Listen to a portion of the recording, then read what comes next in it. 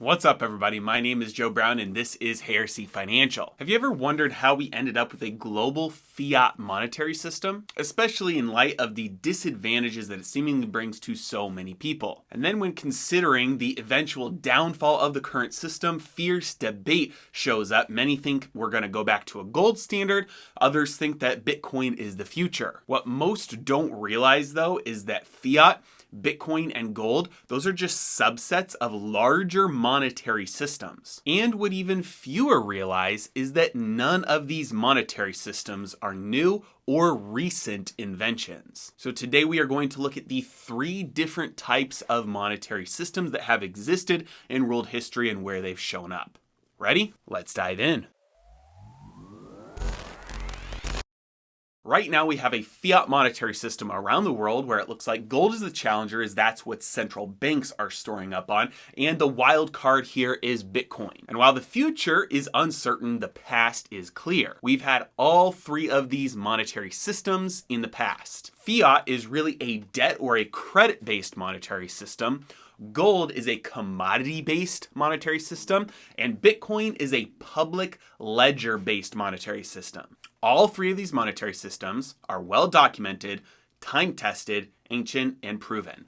Debt systems, commodity systems, and public ledger systems. So let's start with the oldest. Many people would think that this is going to go straight to gold, but it is not. The oldest monetary system in the world is a debt-based or credit-based monetary system. This is extremely well documented by the late David Graeber in his book, Debt: The First 5,000 Years. Great book. It's linked in the description below. When examining the anthropological evidence, a debt-based or credit-based monetary system, think favors, predates commodity-based monetary systems by probably about 2,000 years. An easy way to think about this is like a rural community who is constantly doing favors for each other to help keep the community sustained. I do something for you, you now owe me one, and you return the favor by giving me something when I'm in need or helping me out with something when I need help. You now owe me one. But since you owe me one, I can use that favor, that debt that you owe me, as payment to somebody else. If I owe something to somebody else, I can transfer that debt as payment, and now instead of you owing me one, you owe him one instead. Now, despite first impressions, this is actually a very complex and sophisticated financial system of virtual money. And they had all sorts of clever tracking systems because these financial systems did get fairly complex, even though it was thousands of years ago. One of these was called a tally stick, where you'd have 2 people, each with matching sticks with the same number of notches on them until that debt was repaid. And you could always compare the 2 to make sure one person wasn't trying to cheat the other one out. One would go to the creditor, one would go to the debtor, and you'd always be able to compare and say, okay, this is what the debt currently is, and then it would be resolved, or you could even use those sticks as payments to transfer that debt to someone else. Now, this monetary system is so old that it shows up deeply ingrained in human institutions like religions. When you look at ancient religious texts, you can see there is debt-based language pervasive through it, and it shows up in traditions in history, especially as you look at how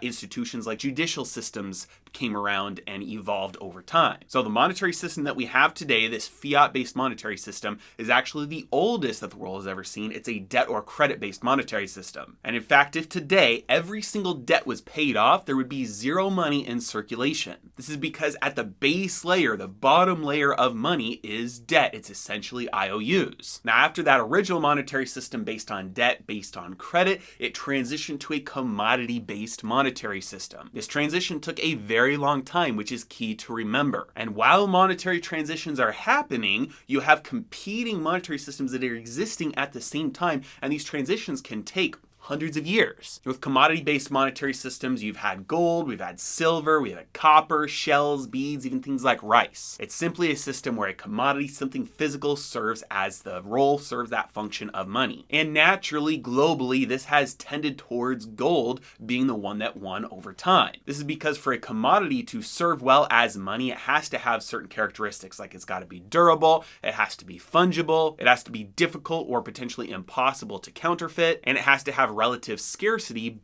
compared to all of the other stuff in existence. Now, over time, gold has been realized to fit these characteristics better than any other commodity, and that's why the world over the last 2,000-3,000 years has tended towards gold as that pristine base layer of money. Because of this, once the gold standard was firmly in place, it existed basically uninterrupted, at least somewhere in the world, for the last 3,000, maybe 2,000 years. But then, about 150 years ago, the world started a new slow transition back to a system of debt-based monetary system, a credit-based monetary system. Now, as I mentioned, these transitions take a long time. Again, while they're happening, there's multiple systems competing at the same time. And this most recent transition from commodity-based money to debt-based money began with the invention of the central bank. For the last few hundred years, central banks have been tried over and over and over again, most of the time failing. Every time one failed, the local system reverted once again to commodity money, until slowly and little by little people got used to using a debt-based monetary system. In fact, in the United States alone, we had 3 central banks that all failed before the 4th one finally stuck. The 4th one is the Federal Reserve that we still have now. It was started in 1914. But by 1914, that transition had already started because we already had a debt layer of money on top of the commodity-based money that was at the bottom. People rarely use gold and silver coins for most of their transactions at that point. People were used to keeping their gold and silver in storage at the banks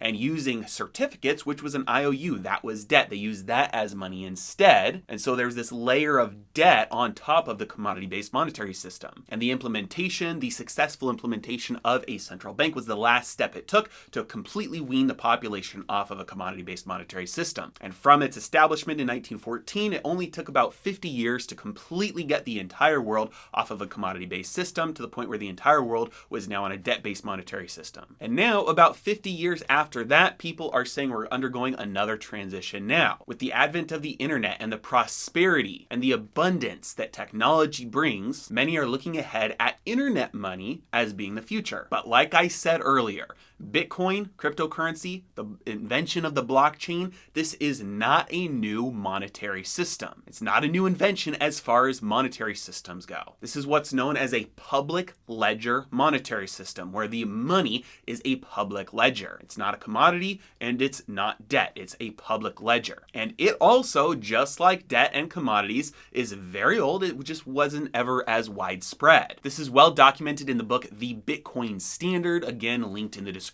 below. There's a little known population of the Micronesian islands that used something called rye stones as money until the early 20th century. And you might look at this and think, okay, well, they're stones, so that's commodity money. No, it's not. These stones were huge. They were carved out to look basically like giant donuts, and they were so big that once the community quarried them and got them in place, they were too big to actually move. So ownership of these giant rice stones was transferred not by geography. It's not like a coin where you'd hand it to somebody when you buy something.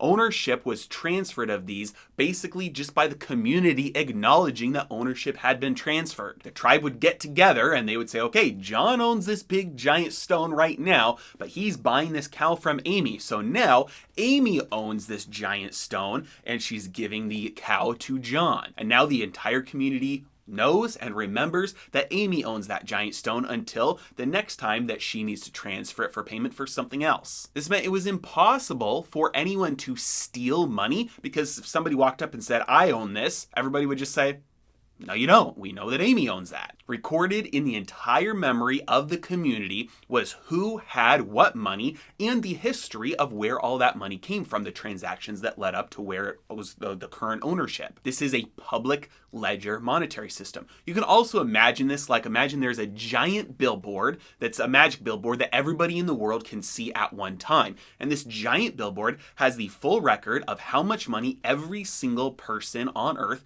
has. And not only that, it also shows the history of, let's say you've got, $100,000. It shows the history of every single one of those dollars, where it came from before it came to you, back until the very beginning. And since everybody can see this giant magic billboard, it eliminates the possibility of fraud. Because if you go and you edit the billboard to say, oh, I've got $1 million, well, everybody can see that you edited it, which means your fraudulent edit would be rejected. But even further than that, let's say for somehow we we didn't see you make that fraudulent change, we'd be able to immediately recognize that your $1 million didn't come from any of us because it didn't have the history. Nobody transferred their money to you. And so even just from that standpoint, your fraudulent edit would be rejected. This is exactly what Bitcoin is. It's just a public ledger as money for the monetary system. That's what the blockchain is. It is a public ledger that anybody has access to go look at, and you can see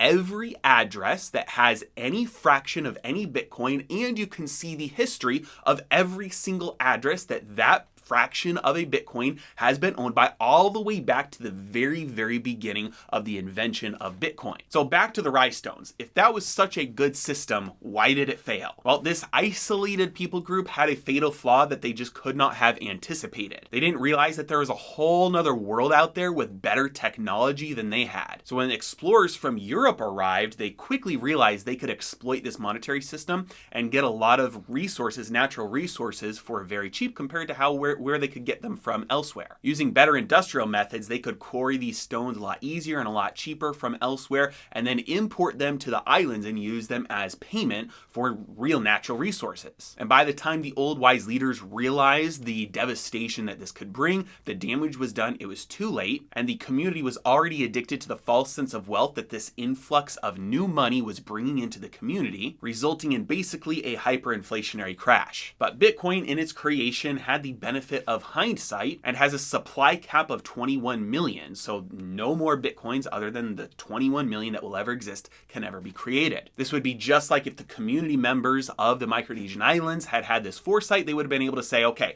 all the rhinestones that we have right now, these are the only ones that can ever count as money. And regardless of if any others are ever made or brought in, they don't count as money, only the ones that we're currently using. And this would have completely prevented any economic devastation from explorers coming in and trying to bring in new rhinestones. So in conclusion, it's very important to remember there's nothing new under the sun, even with monetary systems. And while fiat shills like to declare the brilliance of modern virtual government money systems, they forget that it's actually just the oldest system there is. And technology is just a tool that amplifies or magnifies. It provides leverage. It brings abundance to scarcity. And so Bitcoin as a monetary system, or any other cryptocurrency, it's a public ledger monetary system. Again, something that's very old with a technological application. And finally, transitions from one monetary system to another take a very long time, sometimes hundreds of years. They don't happen overnight. And despite long-lasting incumbents, it is not possible to predict if a challenger,